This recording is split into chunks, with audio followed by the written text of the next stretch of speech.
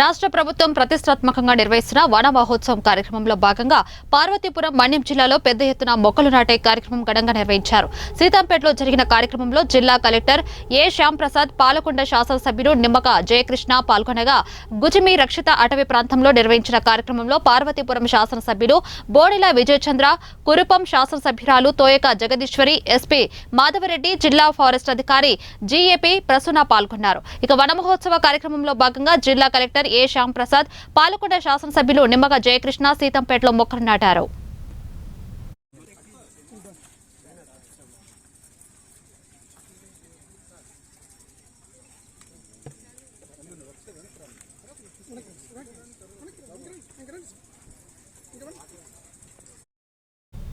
పాలకొండ శాసనసభ్యులు నిమ్మక జయకృష్ణ సీతంపేటలో మొక్కలు నాటారు. ఈ సందర్భంగా జిల్లా కలెక్టర్ మాట్లాడుతూ ప్రతి ఒక్కరూ మొక్కలు నాటడంతో పాటు సంరక్షణ బాధ్యత తీసుకోవాలన్నారు.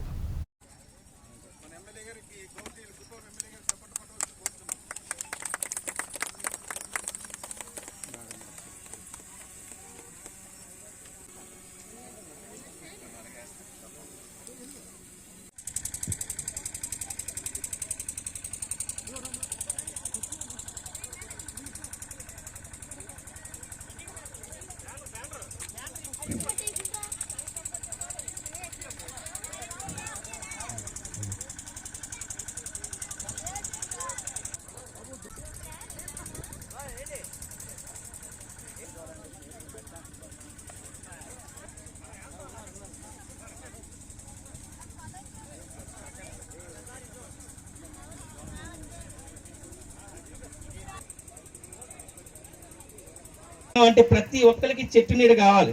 ఎండ మనం రోడ్డు మీద వెళ్తుంటాం, చెట్టు నీడ అయితే కావాలి. ఎవరం కూడా చెట్లు వేయం.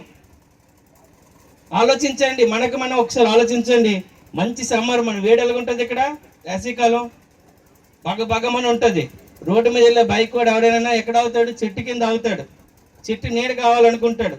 కానీ ఆయన మనసుకు ఒకసారి ఆలోచించండి, నేను ఎన్ని చెట్లు నాటానని ఒక్కసారి ఆలోచించుకుంటే రాబోయే తరాలకు మనం ఏమి ఇవ్వగలుగుతున్నాం అన్నది ఆలోచించుకోవాల్సిన అవసరం ఉంది.